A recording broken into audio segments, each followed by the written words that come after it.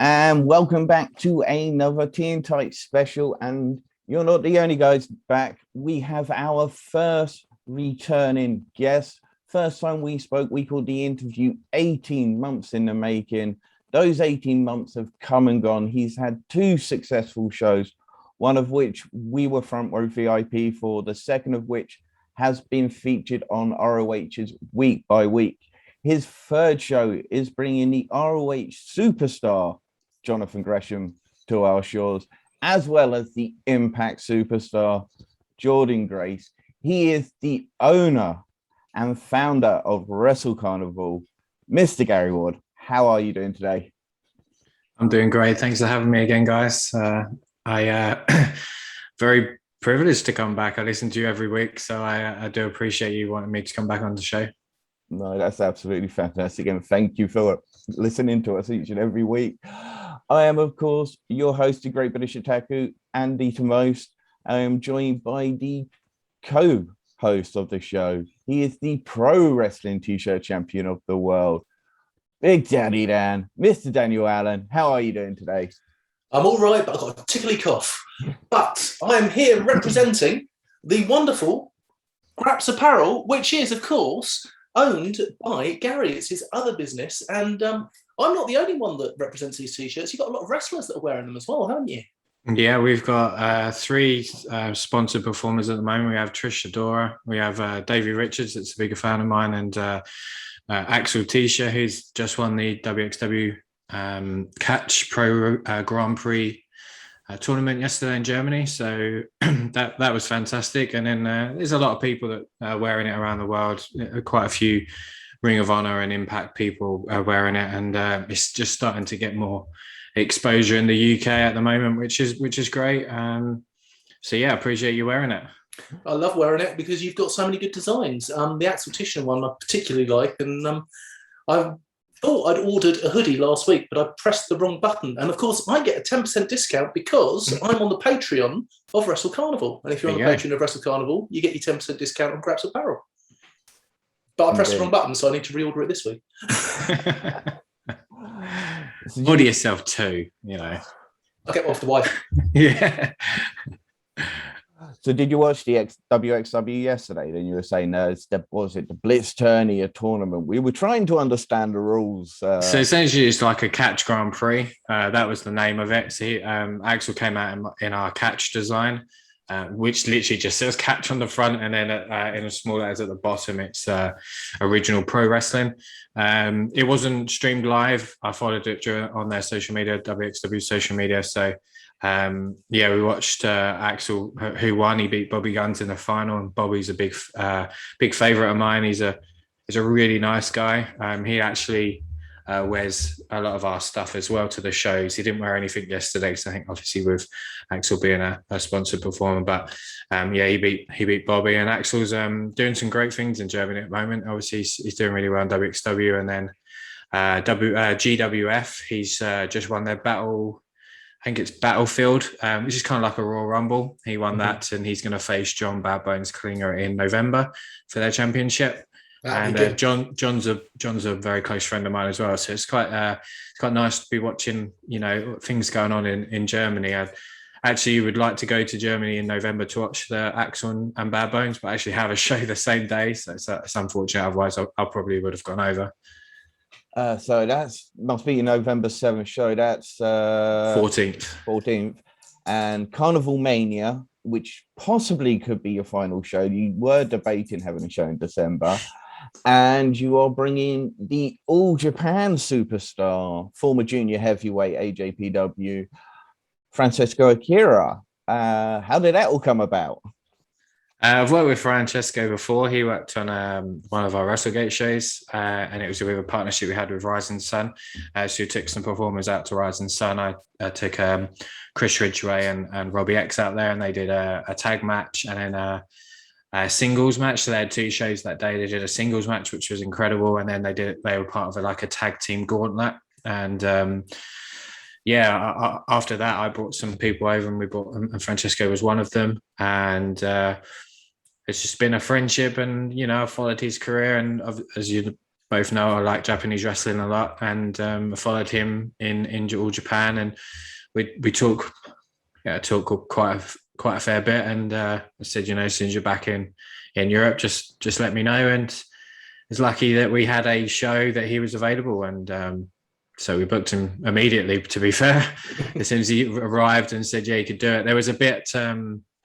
We weren't too sure on quarantine, because I think between Italy and in England there was some quarantine difficulties, but apparently that's actually okay now. So we went ahead with the booking. So yeah, it was something we wanted to do. So it just made sense as soon as you could come over. You mentioned Chris Ridgway, of course, and that's who he will be facing in a match that I guess Chris Ridgway is becoming famous for at Wrestle Carnival. The tap or snap submission match. Yeah, I think it'd be another really good submission match. The one against Carlos Romo a couple of weeks ago was phenomenal. And again, Akira is such a diverse performer. He's got such good Japanese style wrestling now. He's been out there for a few years. I think it's another match for Chris to go up against someone that's maybe as equally as good as what he is, and let's see who comes out on top. So Akira and Chris, All Japan and Noah going head to head at a Wrestle Carnival show is pretty cool. And so yeah, I'm really looking forward to that. And there was somebody else I had in mind as well for that. I may have made it like a 3-way, but unfortunately that person was then booked elsewhere. So that would have been pretty cool. That would have been New Japan versus All Japan versus Noah, but unfortunately it didn't happen. I can see your brain going out. We're going to be good. We're not going to ask. We're going to be good. Chris Ridgway, of course, is the guy who is going to be going up against one of the best technical wrestlers in the world, and everyone talks about Bryan Danielson dream match right now.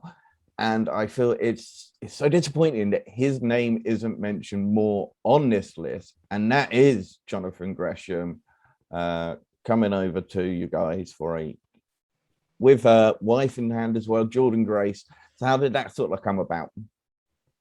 I didn't have a show booked, if I'm completely honest. We had the November one, and that was going to be the final one, but Jonathan messaged me and was available that weekend. And from what I can understand, someone may have let him down on a booking, and I said, give me a day.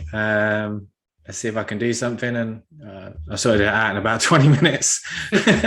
But yeah, as soon as sort of Jonathan came available, I just thought, let's just go for it. I've already pushed myself more than I've ever done this year, doing back-to-back shows. I've never done that. But so I thought, it's Jonathan Gresham, it's Ring of Honor, it's more things we could do. So it became let's go ahead with it. So yeah, it came about pretty quickly, and then Jordan became available too, and it was like it's a no-brainer again. Let's get her on the show too. So pretty quick, I did it. I kind of did it in a lunch break at night at work, if I'm completely honest. And yeah, it was when I think probably the top 1 or 2 best technical wrestler in the world is available. You kind of don't say no to that. Amen. As I say, I mentioned that Bryan Danielson there, big topic in the world right now. Have you been watching all the things on AEW, all the returns? What are you making of it? AEW is great, right? Not everything they do is enjoyable to me, and not everything everybody does, really. We all have our own opinions and preferences, but when you get 3 of my favorite performers all debuting like in the space of 6 weeks, you kind of take notice.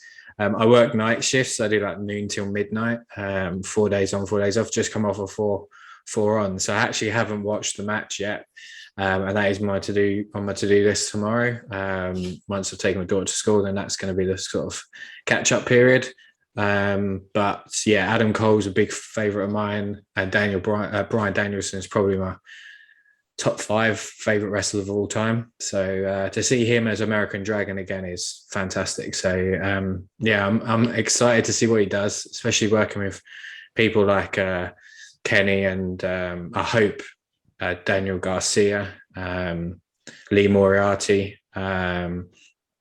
Who else do they have there technical wise? Even someone, like Eddie Kingston. Eddie's a huge sort of Japanese wrestling fan. I think they could tell some really great stories too. And there's just so many that he could work with. That would just be phenomenal. And hopefully he might, he could go over to Japan and do some things out in Japan, and may even come to England, and that'd be really cool too. Talking of coming to England, one of the things that we've been discussing recently is why aren't English fans attending shows in the numbers that WWE fans attend? Even when we have sort of very large shows coming up, we're not seeing the huge thousands of people that we'd see. Even when we had the World of Sport shows that ITV did, where you had that kind of advertising behind it, that kind of national television exposure behind it, it still wasn't drawing the numbers. What's your opinion on the numbers of fans attending UK shows? I disagree slightly with the World of Sport. I worked 2 of the shows and they were absolutely rammed. I worked Newport and I worked York Hall. Both of them were sold out. Newport was probably the most I've ever seen in my life. Funny enough, I then went to that same venue to watch another American company there, and they didn't draw anything, if I'm completely honest. And it was very busy. I mean, I think there was a couple of thousand in there. I was photographing. It's probably the largest crowd I've ever done. York Hall was sold out, and then they were doing they showed us a video package before any of the fans come in, and I think I want to say it was like Hull, but I don't think it was, and that was absolutely rammed too. So there, when they were on tour, they were big capacity crowds. They were huge. In terms of like independent wise, I wish I could say the answer, and I wish I could get 10% of what the WWE did in Newcastle or wherever they were this week. That was absolutely rammed, and I'd even love 5% of what AEW are going to do when they come here with, if they go to Wembley or Fulham. It is just that exposure. People want to be watching the big shows. I had someone messaging me the other day asking me if I was going to go to a company in England to watch their show, but he wasn't coming to mine. So it's like there is still that. They're the pinnacle, and everybody else is still fighting for everything else. And the show recently that we did, 10 days ago now, or 11 days ago, that's the biggest crowd pre-sale up to the show that I've ever done. So it's the most tickets I've ever sold before a show, which was amazing. But still, it was 240 people in there, 250 people, and still that's not a huge capacity crowd in comparison to a lot of people are doing. So I don't know. I just think that people, they want to be involved in what's the buzz is. So they're going to want, AEW will sell out anywhere they go in this country, period. A WWE will, because that's the brand, that's the thing that everyone's talking about.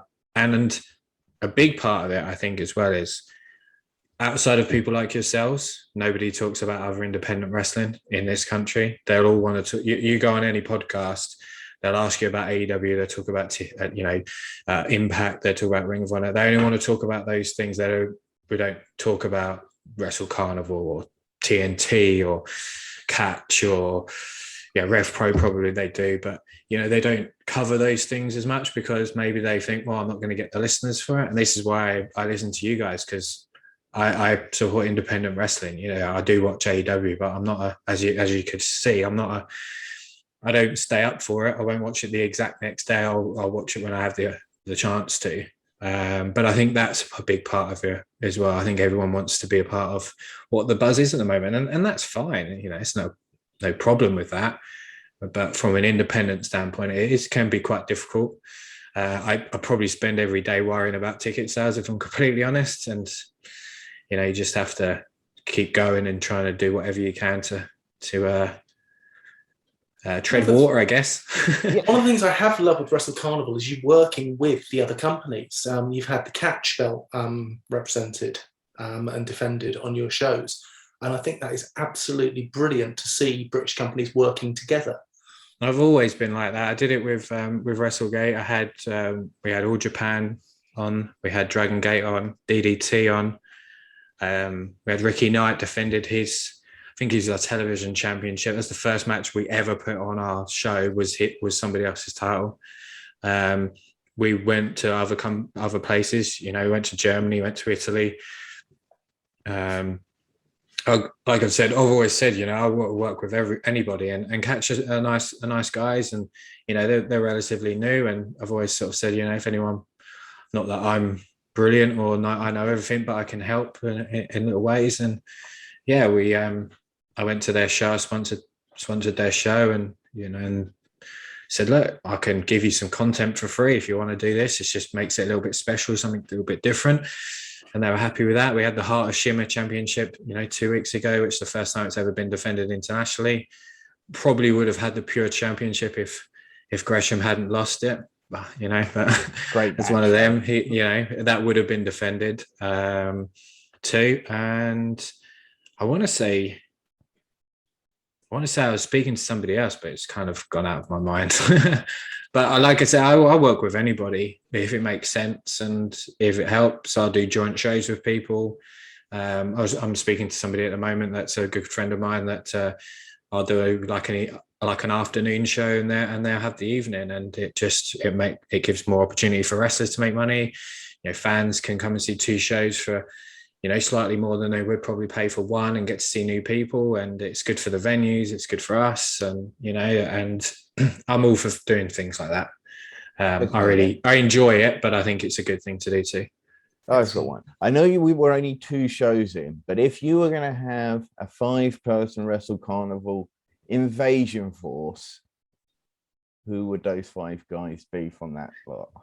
So we're like invading just any independent across. It could be well, let's say it's an international one. That gives you more rather than trying to say a UK promotion, because so let's go an international promotion, so that gives you more. So anyone that's wrestled on my show in the last 2 shows, I can take and invade. So I'm taking Chris Ridgway, and then I'm hiding behind Will Cruz. I'm taking Lizzie Evo because she scares me. I'm taking Giselle, so I think she's the best women's wrestler in the country.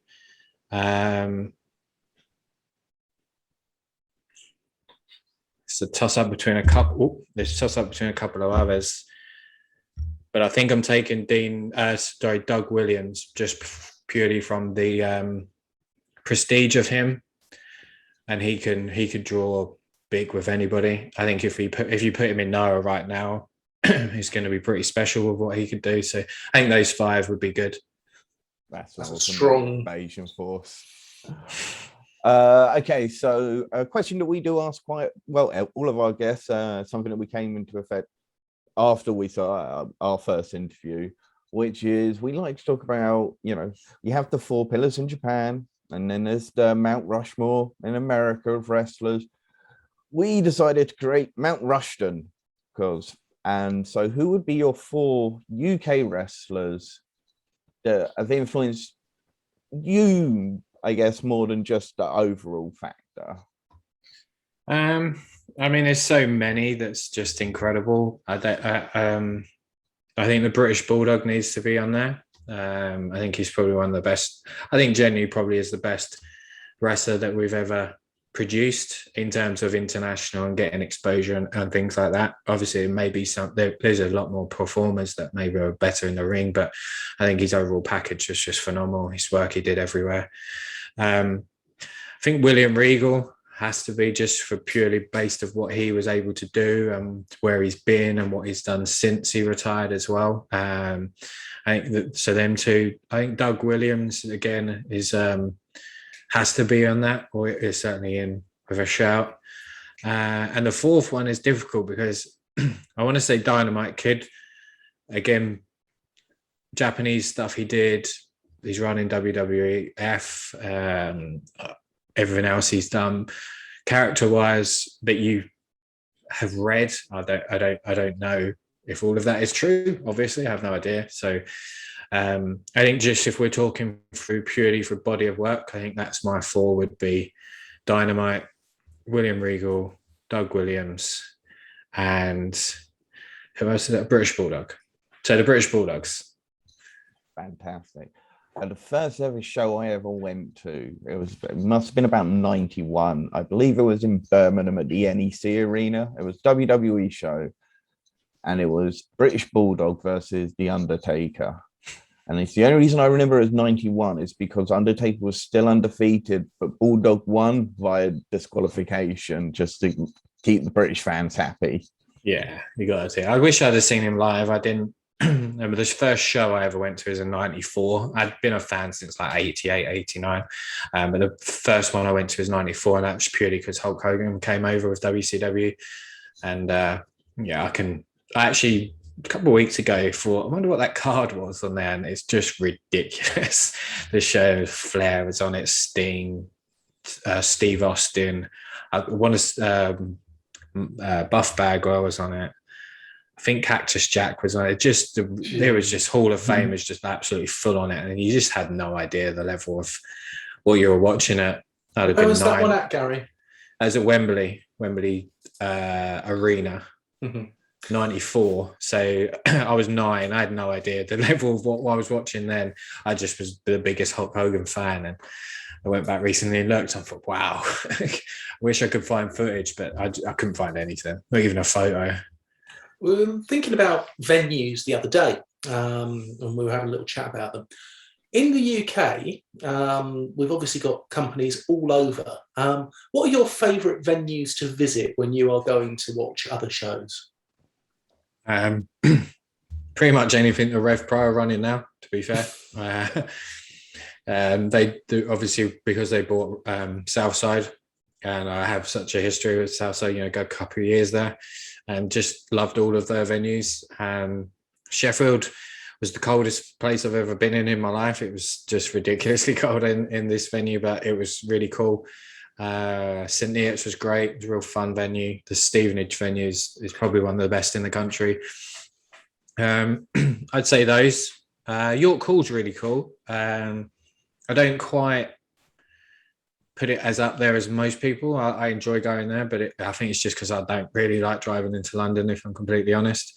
But I found a spot now where I can sneak in, so I'm okay. But yeah, I would say pretty most of the Southside venues. I actually think the Catch venue that they did, I want to call it like Academy, Manchester Academy, something like that.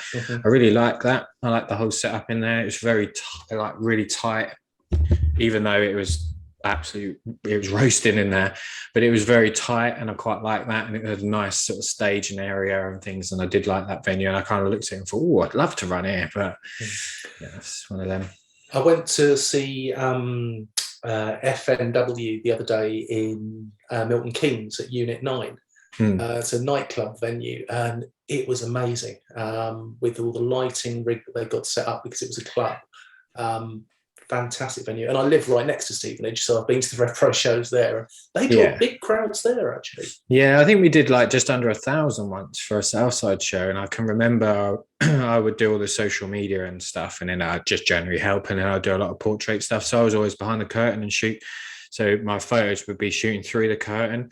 So when the wrestler comes out and they pose on the stage, they would pose into the fans, and then I would have that shot behind them. And I think we did like 1,000 on one of them, and it was just like, wow, this is really cool. And I loved that venue. And I missed Southside. I tried to buy it, to be honest, but we couldn't get there in the end, and so I created something else. But it was, I loved everything about it, and I quite miss going to those shows. And those venues are still around. I'd love to run them, but unfortunately it's not going to happen. So they're good. I like the Unit 9 one. I've spoken to them before. Billy at Fight Nation, he's quite open to allow other people to try and use it too, which is very kind of him. But I haven't gone ahead with it yet. I'm not too sure if I will, but it is really nice. I'd quite like to have the ability in there, if it was possible, to have everyone standing on the ring apron rather than standing back. I don't know if that would be possible in that venue. That's probably one of the reasons why I would run it, if I could have everyone standing around it. Kind of what you see in WXW. I really want to do a show like that. I like the aesthetics of it. So if we could do something like that, it'd be great. But yeah, it's a really, really nice venue. So if you could take Wrestle Carnival anywhere first, once the world is fully open again, which country would you want to go to first with Wrestle Carnival? Would you want to bring the carnival to America, like they did? Yeah, I mean, I'd love to. It's obviously hypothetically, say we're drawing well and people are watching it and we're able to draw a good crowd. Then yeah, I'd like to do that. Realistically, probably it's not going to happen for a long time, if ever. I'd like to do Italy. I really enjoyed being in Italy with Rising Sun. That was insane, to be fair. When they liked something that happened in the match, everybody just charged the ring and were just slamming their hands on the ring apron, and then sort of went and sat back in their seats. And it was just something I hadn't experienced before. And Robbie and Ridgway did a match for us, and they went absolutely insane for it. And they were doing that the whole match. And then when they teamed, they did it there as well. And that was brilliant. I really liked the atmosphere. I would really like to do something in Germany as well. I've got a lot of German sort of friends that I'd like to do something with. And there was a venue where we did a triple threat match with Robbie X, Senza Volto, and Sean Custom, and it was over a 16 carat weekend, but we did it for Wrestling Cult. And some people said it was the best match of that whole weekend, which is very nice. But again, that was insane. That was so packed in there, and I really like that where it's really tight and everyone's up against the ring. I really like that look and feel. So those places would be good, but obviously America and maybe even Canada, something like that would be quite top of the list.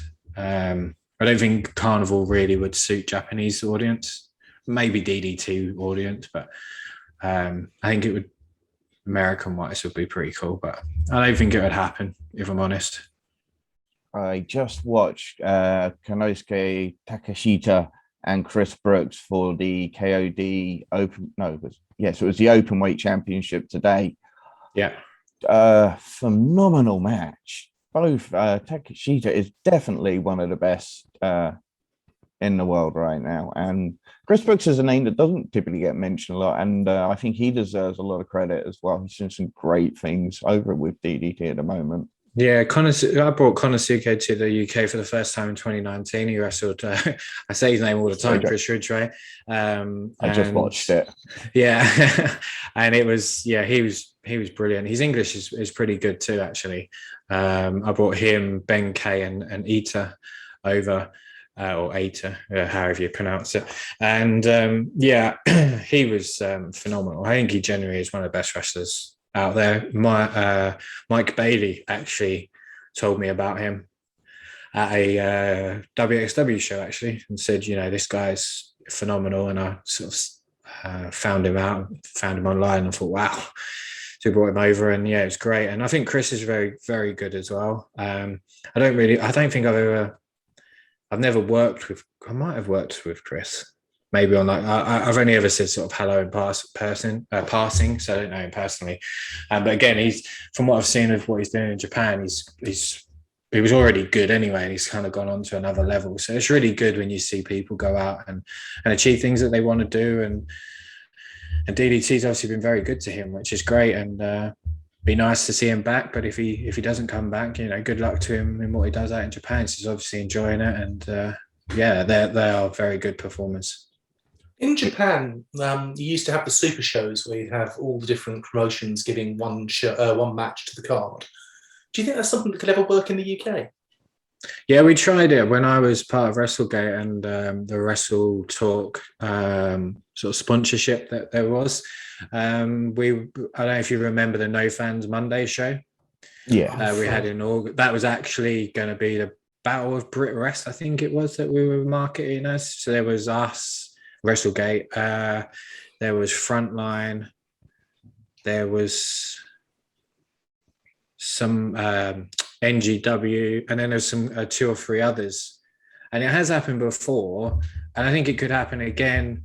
But I think a lot of the time it's do people want to all work together? Yeah. And it's one of them. I think now in 2021, 2022, maybe people want to. But I think that people just generally want to just do their own thing. which is fine. I'd like to do one. I think it'd be really cool, but it could be quite difficult to sort of. I think there's a lot of heads in there. You know, when you're cooking something, and there's what's the saying? You know, Too there's many chefs. there you go. It might be the case of that, but I think you've got to pick the right people, or the right people need to be involved. Maybe I'd like to do it. I think it'd be really fun. I'd be up for it if anyone put it together. I'd certainly say yes, but I don't know what Wrestle Carnival would bring at this precise moment. We don't have any champions yet, so. I was about to, there was going to be a question I was going to ask in just a little while, which is, of course, you've had the Heart of Shimmer Championship defended. You've had the Catch Championship defended. Are we going to see a Carnival Championship? Yeah, we've got two planned. January, February of next year are kind of the penciled in things we're going to do. Got a couple of ideas of how we're going to get there. Maybe like a one-night tournament, 2-day tournament, or just something in one day. So there's some things in mind. I've got some ideas of people who I want to put in that at the moment. So looking at definitely the first quarter, we'll have either one or both two champions crowned then. Exciting. Now, Daniel mentioned about the Super Show. One of the things that I do talk about a lot is this. I feel like there's a need for a British Wrestling Federation where the promotions can work together, as we've mentioned before, and even blacklist who need to be blacklisted and so forth, to designate what training schools, and even just just in generalized terms of what should be allowed and so forth in British wrestling. Do you think this can actually work, or is it the same with the Super Show? Because I don't think every promotion has to be in it, but I just feel like there needs to be a start of 4 or 5 promotions around that, just to work together and just to start to build something. It's something, I mean, it would be great. It was something that was spoken about on a call that we did, all the people that are signed up to Equity. And it was something that people were talking about. And I must admit, I kind of said, look, we're here, that is here. And we're way far away from doing that. I mean, I've only been promoting wrestling. I don't count the pandemic year. So I've been promoting 18 months. If we do the end of up to December, it'll be 18 months that I've promoted shows. So I don't have any pull or say or things in any way for stuff like this. I would support it, but I think from still in a way an outsider looking in, way off anything like that. I don't think it will probably happen, if I'm completely honest. I think it's been tried several times. Fortunately, people trying it aren't the right people. Maybe people don't want to be involved in it. But like you said, if you get the right people involved, will it happen? But who determines who the right people are? And say you've got 5 people here that are keeping them in shot for you, 5 people here that are great. What means that these people over here can do what the hell they want? It's unregulated, and that's the biggest issue. Is there's no regulatory body. There's nothing. So I think that would be something needed. But again, I don't see the government ever putting money into something like that to happen. In an ideal world, yes. I think from a realistic standpoint, probably not. And I think it's just a case of people, like what we're doing now is you do everything to the best of your ability. You try and make sure what you're doing is right. And if you see anything, you kick it out. You say that's wrong. And you see a lot of performers now having the ability or the feeling they can say, no, this is wrong and this needs to stop, and hopefully that will continue, and fans are doing that too. So let's get through that, and then hopefully, you never know what might happen in the future, but yeah, I'm not too sure if it would ever happen. It should, but unfortunately. I've got one. So you say about I was going to switch it. I was going to say, because you asked a question recently about, so I'm going to ask Daniel about this, is what 4 guys would you pick if you were going to start a new promotion? You want me to answer that? Oh no. This is a question that you actually asked. So I like asking these questions. I like interacting with people online, and I like asking these different things. I think it brings up so many. You'll get the same names quite a lot, but it brings up such a good conversation. That's really what it is. So they are really cool. But yeah, who's your for each of you? Anywhere in the world. So let's do a independent. So we can't pick anyone that's signed to NXT UK because, to be fair, only certain promotions will ever be able to afford to work with them just because of the stuff that they put in place. Can't really choose anyone outside of Europe. So you got 4 people. No one that's signed to NXT UK, and they're in Europe.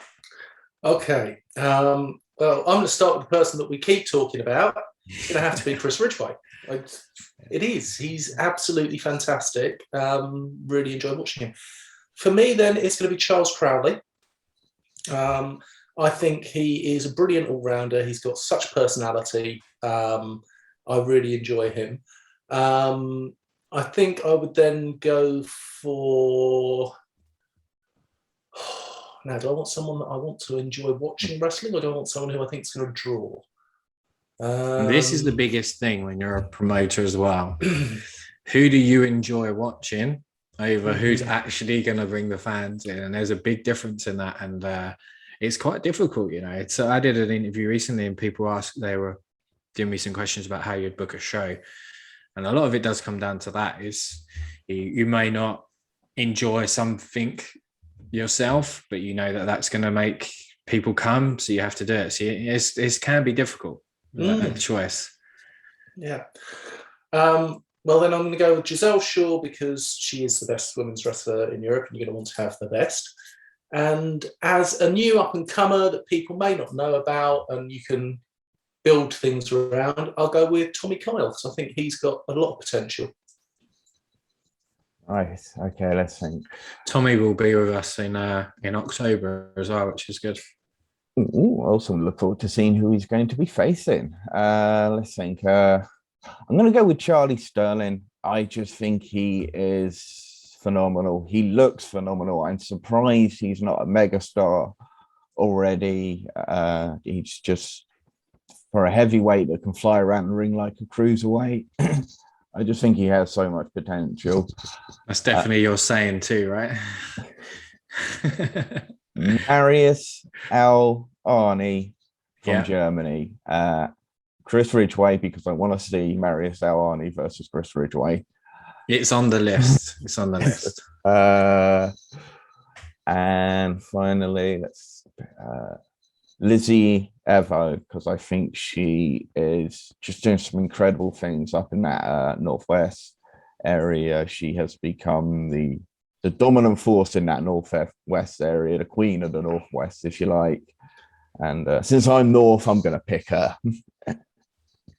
There we go. That's my 4 picks for that one. What other questions? What other questions do you like to send out there to the guys? Let's see if we can. I normally like, who's your favorite wrestler of all time? Who's your current favorite wrestler? And who's a wrestler you think is ready to break through, but just hasn't had that sort of opportunity? And that's everywhere. That's the whole world.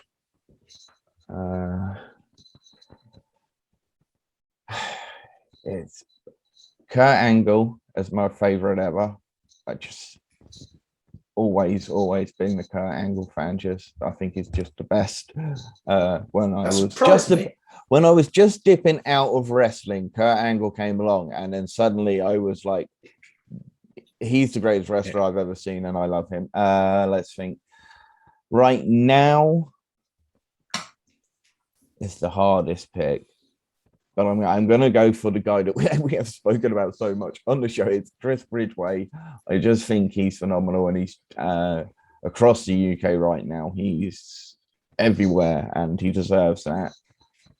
And up and comer, about to break through.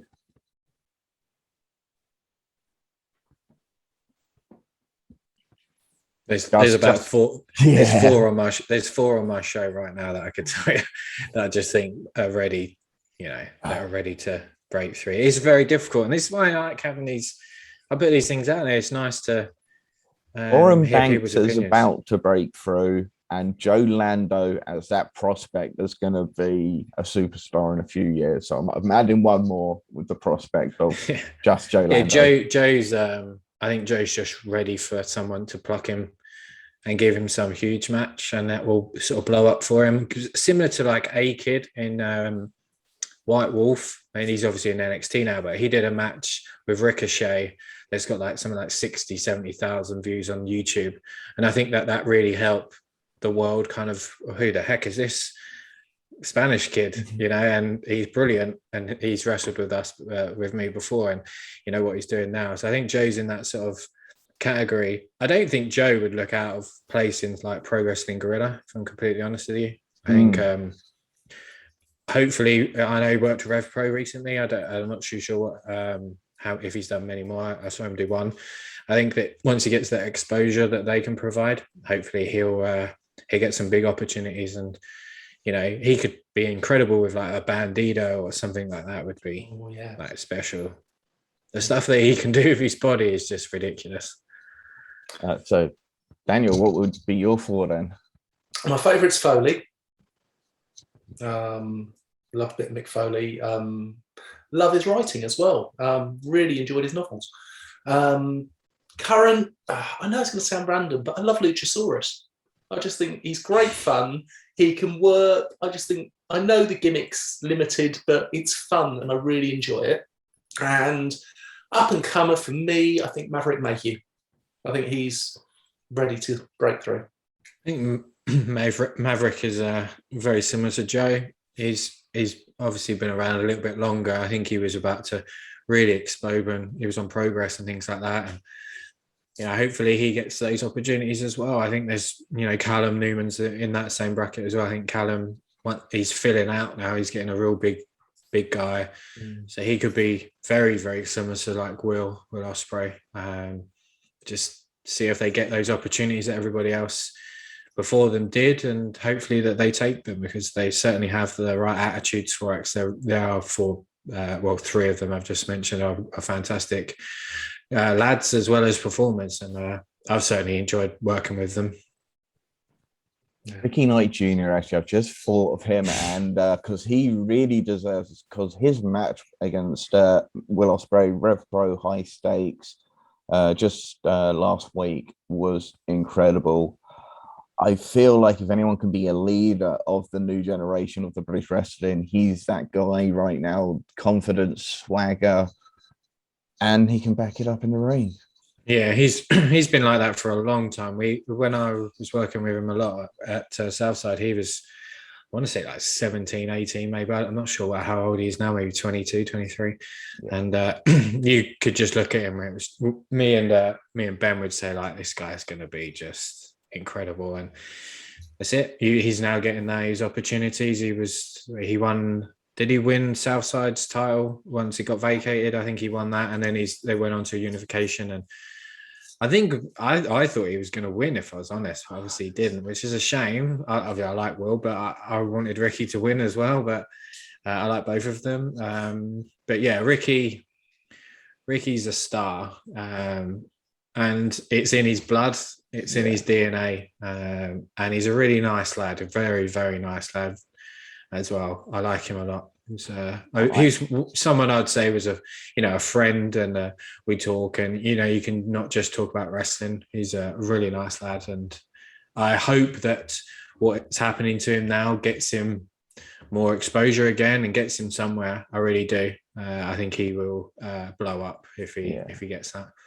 They've just announced the Rev Pro J Cup, and I know it kind of steps back down from heavyweight to J Cup, but for me, he should be in the J Cup. He should go on to win that. He should put the cruiserweight title onto him, because you need to put a title onto him right now while he's at this hottest point in period, so he doesn't quite cool off in Rev Pro.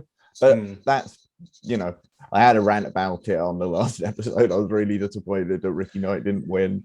I think he was. I think he, in my opinion, from what I could see, I don't know how much Will's going to be back and forth, and by the looks of it, quite a lot. So I can understand. I think Ricky would have been good. From the clips I've seen, if people put up online, like it was very pro Ricky, which is brilliant. Not too sure who's in their J Cup, but from just looking on the outside of who they've sort of been using, you got Callum and Robbie and Ricky and OJMO. They're sort of the four that I would kind of expect to be up there. I don't know who else is on it. If Lando's on it, I think that'd be a real good shock. That'd be a real good. Love to see Just Joe Lando on it. They had 2 qualifying matches today in St. Neots. Robbie X versus Martin Kirby, and Connor Mills versus Robbie Callum Newman. So yeah, okay. So yeah, Robbie X, Martin Kirby, 2 great matches, and all four just great. I mean, all 4 of them. All 4 of them are great. So you wouldn't be disappointed with any of those going through, really.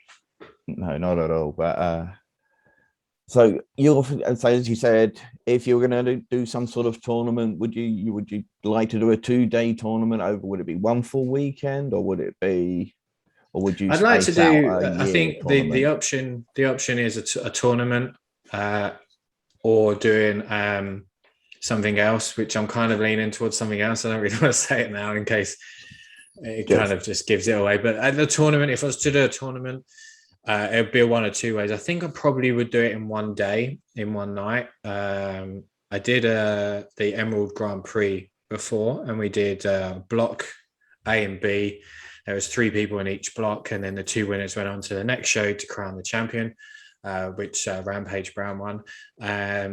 So possibly that, but I think I would probably crown the champion on the same day.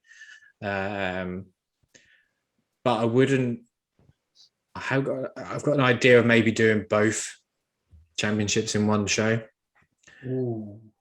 That's kind of where I am. People are sort of why, and I kind of think, why not? Let's start the year off hot and just do something different. I want to be different, and I like the tournament style, but I don't really think Wrestle Carnival is at the stage where we could do 2 shows in a weekend. One show. It's not really stressful. I don't get stressful about it. It's the ticket sales. It's something that you just worry about all the time. And I think that we're trying to push ourselves. I'm pushing it, 100% more than I was going to be pushing it. I probably would have only done 1 show, maybe 2 at a push this year, and then I've added another 2. And I didn't really want to do any more. And then I added the Gresham show. So I'm kind of pushing us at the minute, and so I think we'll take it a little bit more easier next year. But I think if I could do either a tournament in one day or my other idea, I might get both in on one show. So it would be a women's championship and a men's, but we've got some special names for them. Are you looking to stay working around the Nottingham area and the Midlands area? No, I live just outside Cambridge. So for me to get to Nottingham, it takes me 2.5 hours. So ideally, I'd love to have something around where I live. Stevenage is like 45 minutes from where I live, maybe an hour. St. Neots, again, is the same. So those would be fantastic. Obviously, those venues are taken. I'm just giving you an example of whereabouts I am. But I have something here nearby where I am.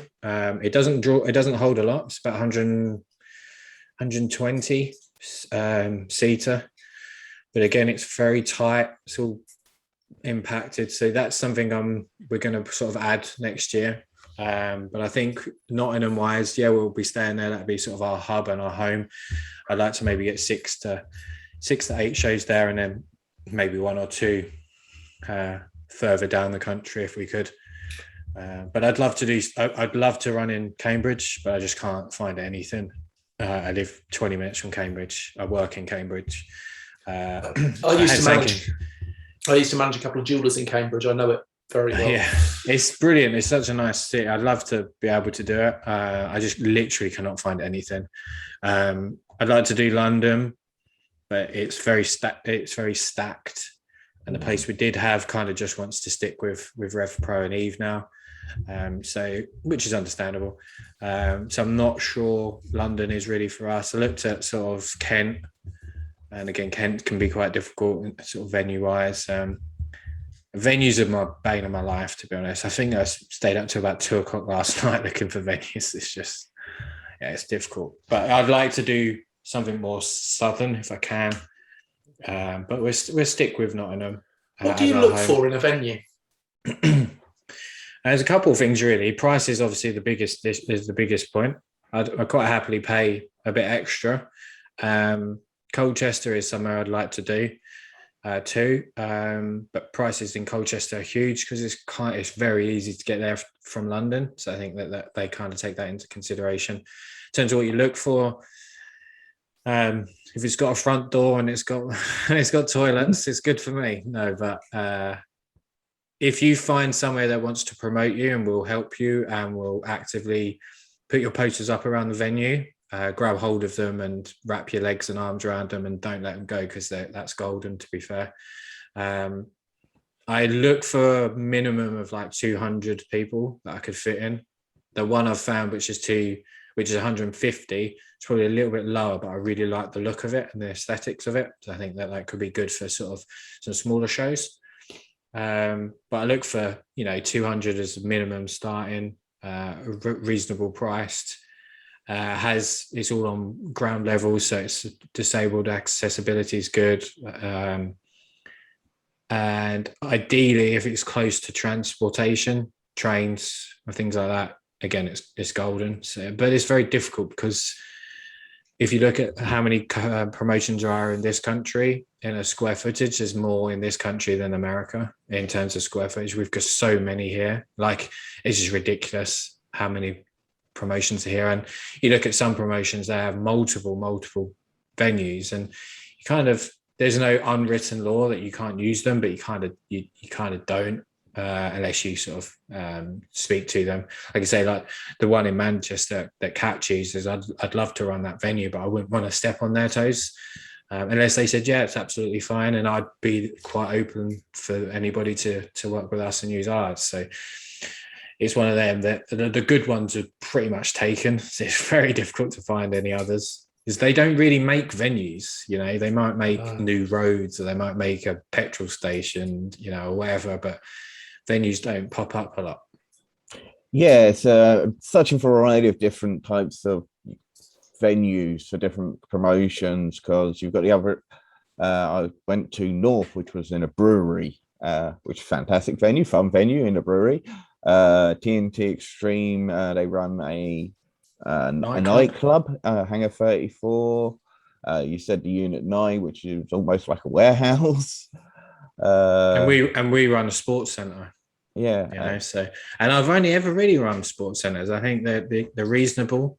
They have the facilities, they have the parking. They're generally always either close to the city centre or to transportation links. So it kind of makes sense. And they're generally relatively cheap or affordable. The one I'm using now, the Portland Centre, it's a 10-minute walk from the train station. It's never used on a Saturday because it's owned by Notts County Football Club, and obviously they have football. So for us it works. I'd like to parking. There's loads of parking outside, which is great. I'd like to run I would really like to run like a music type, like a Unit 9, that type of thing, slightly laid out differently.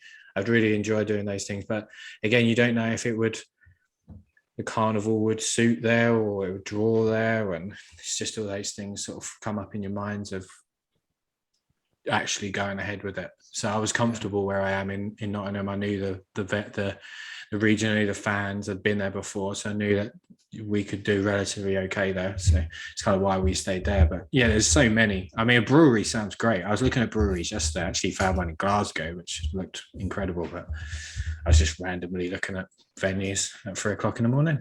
As you did. Yeah. Okay, so we're going to throw the question back at you, but aiming British only. Who do you think is that guy that's that top star in UK wrestling right now? Who do you think is about to break out?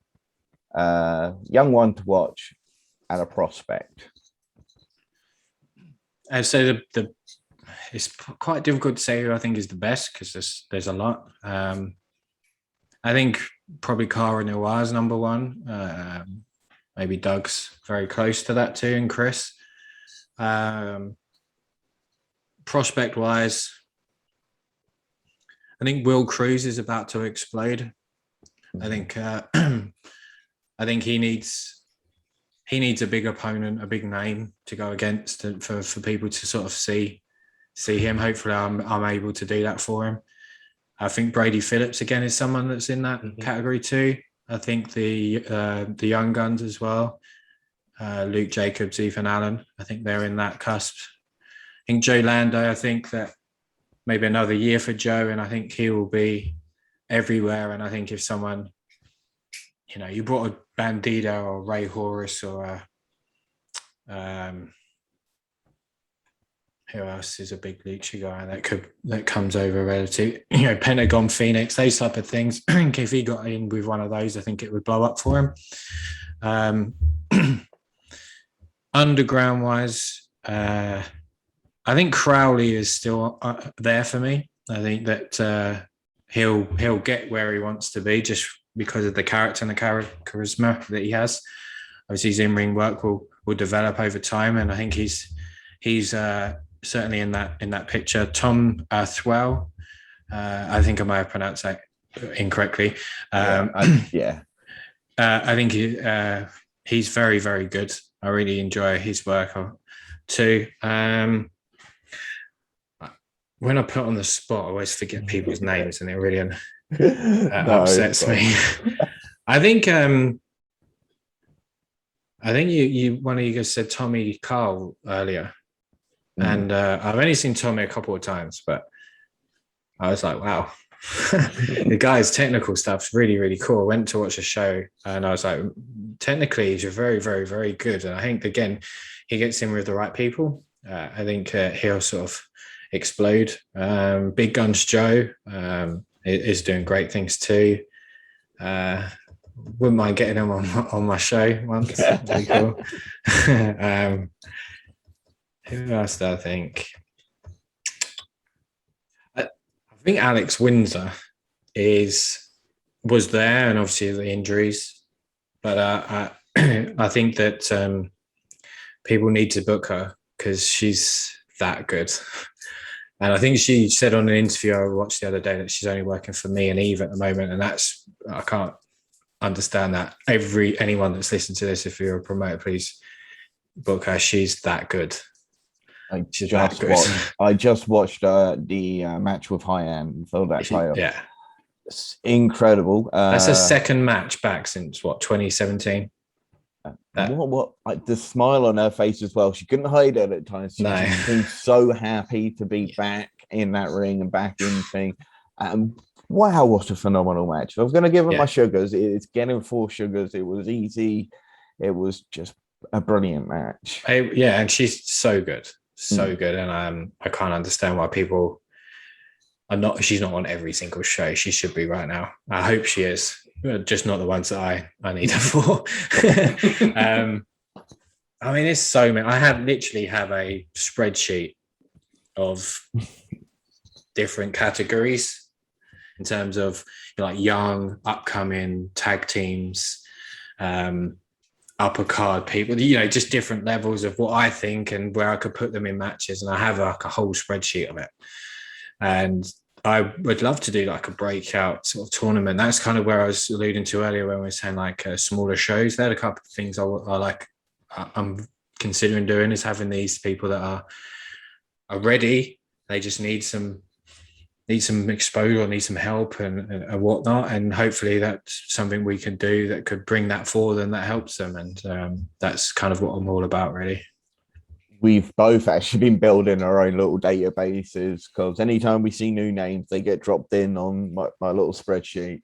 And because at some point in the near future, we will be doing what we're calling the Great British Wrestling Draft, where everybody that's on the UK independent scene, myself and Dan are going to try and pick a 40-man dream roster that we would pit against each other, which the fans will then vote on and who picked up. It's the a good best idea. roster. You could use TEW, which is a game I play a lot. You could use that as a guide as well and a help. You can actually then you could play like 2-player on it, and you could actually just draw that into your promotions, so then you can show that like on a screen as well, and you could even book the shows and things like that. It's pretty cool. But yeah, it's really good. It's a good idea, and there's so many, mate. There's people flying up everywhere. Yeah, honestly. I just did my one a couple of weeks ago, and off the top of my head, without looking at any rosters, I came up with 85 names. Yeah, just... we could sit now, like I've said before, we could sit now and book a hell of a show or a hell of a year and still miss like 40, 50 people. You know, that's one of the biggest annoyances, I guess, that I have, is I can't work with everybody I want to. And you get messages from people and they're like, oh, do you not want me on my show? And I'm like, yeah, I just don't have, I just can't book everybody, you know. And there's people like, you know, Robbie X, who worked like nearly every show I've ever done. Like, I haven't had him on Wrestle Carnival, and it's like, not that I don't want to use you. It's like, I need to work with some other people to see what I can, you know, what else is around, or, you know, and things like that. So in 2022, well, after the November show, I'm actually going to sit down and sort of have, these are the core people, and then sort of these are the people we can bring in, and hopefully I can bring over imports and things like that. But it is very difficult to narrow it down. Like you said, 80 people without even thinking. Imagine if you had a database around you that was accessible. I mean, it could be hundreds of people. You're going to end up with a 10-hour show.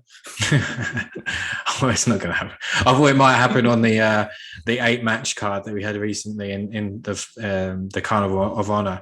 It was 8 matches, and I thought, oh no, it's going to be too long.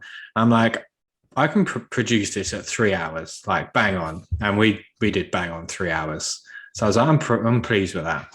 You know, 8 matches in 3 hours is good. It's still too many, but there was opportunities to have the Shimmer title and work with Hyan, and I thought that was worth the extra expense, and the extra sort of match on there was just, we had to do that. So hopefully we don't do a 10-hour show. I couldn't do anything longer than 3 hours. I don't think anyone could sit longer than 3 hours on a wrestling show. Yeah. So Carnival of Honor has just gone up on IWTV today.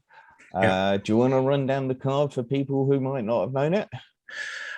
So we did a 4-corner survival tag match, which is Charles Crowley, Clementine versus Chantel Jordan, Lion Kid versus the Fan Joe and Terry Izzet versus Ivy and Brady Phillips.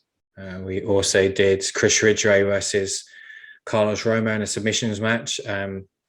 Please definitely go and see that, because they literally kick the 10 bells out of each other, and you can feel it. It was, the noise in the venue is incredible for that. Hyan versus Alex Windsor for the Heart of Shimmer Championship. Joe Hendry versus Leighton Buzzard. We had Giselle Shaw versus Casey Owens, which is one of the best matches I've seen this year anywhere.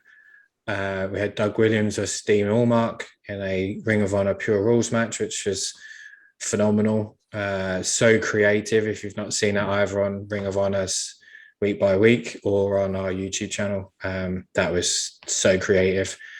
Alexis Falcon versus Session Moth versus Heidi Katrina, which is also really good. You got Session Moth, which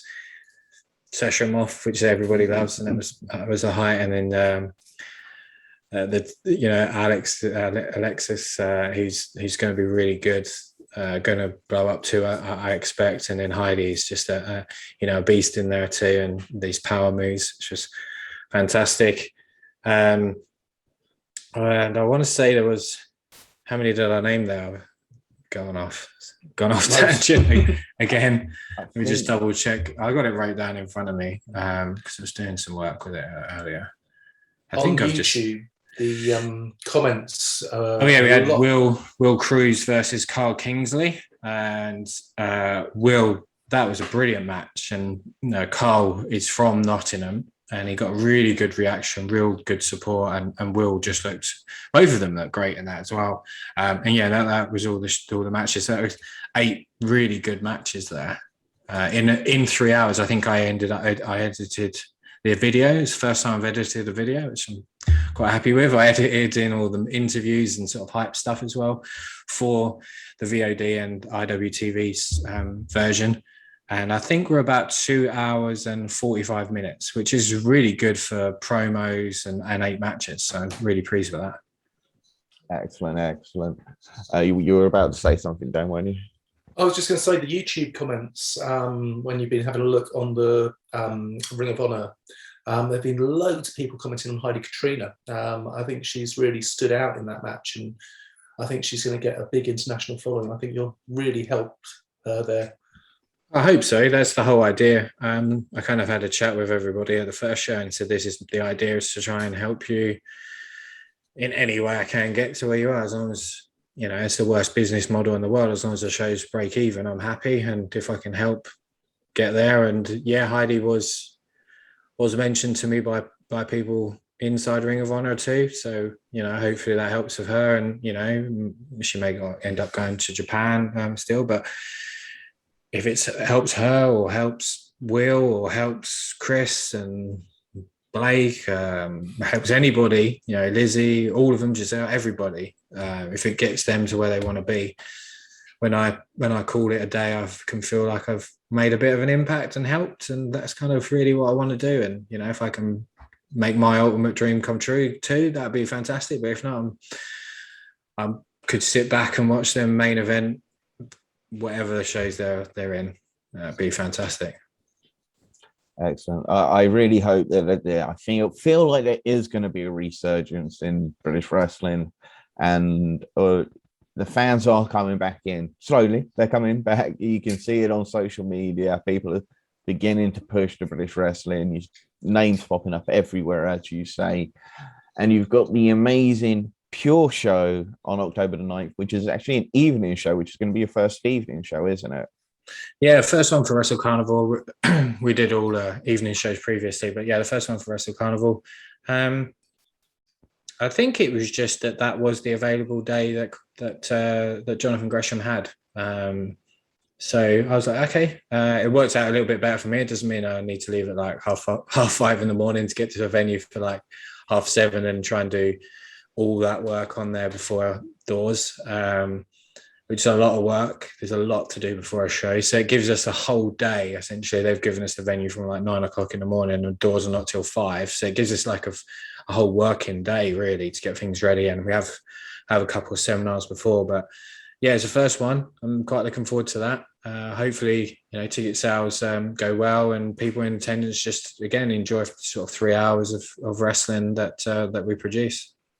So the matches so far, we've got Chris Ridgway versus Jonathan Gresham in the submission match. No, that's a Ring of Honor Pure Rules match. Ooh. That will be on week by week. Jordan Grace versus Alex Windsor. Yeah. Mercedes Blaze versus Rio. That's good to see Rio. That's the debut for both performers on that one. Yeah. You recently announced Joe Hendry versus Jay Joshua. That's going to be a big, beefy, pure wrestling match. Yeah, I know Joe's great, and I think Jay really showed what he could do against Chris in the debut show. So I think that giving him another big name in there is really good for him, and hopefully he becomes a regular feature for us. I like him a lot, and we could put him in some more matches like this. He can work some other styles too. So that'd be really good.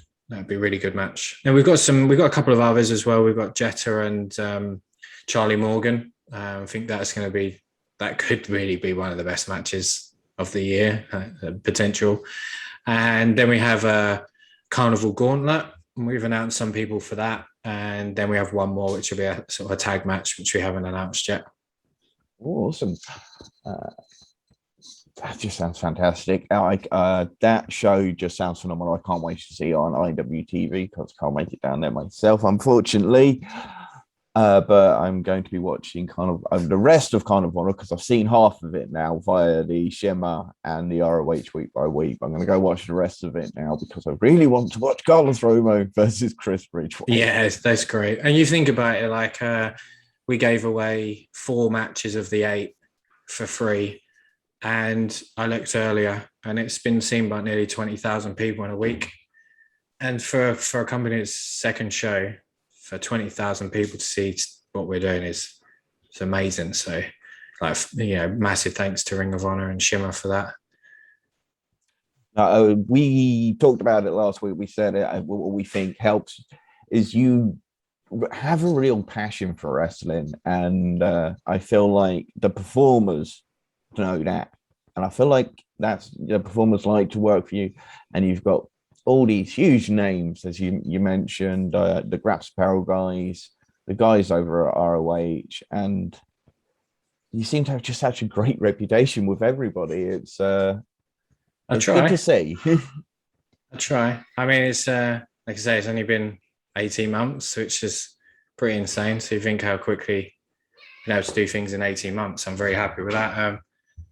But I think when a lot of those matches went out, especially sort of onto Ring of Honor TV and sort of Gresham thing, the inboxes from international talent started sort of flooding in, and really hope in 2022 we can bring people over and work with other people around the country to bring people in, and certainly more Ring of Honor talent is sort of at the top of the list for myself. I'm really excited because I think you've automatically jumped straight into being one of the top 3 or 4 companies in the UK. I said that last week. I'm saying that again, not just because you're on here, but I genuinely think that. I heard you just say that last week, and I did kind of like, oh wow, and I really do appreciate that. I can't really put into words sort of how nice that is to hear.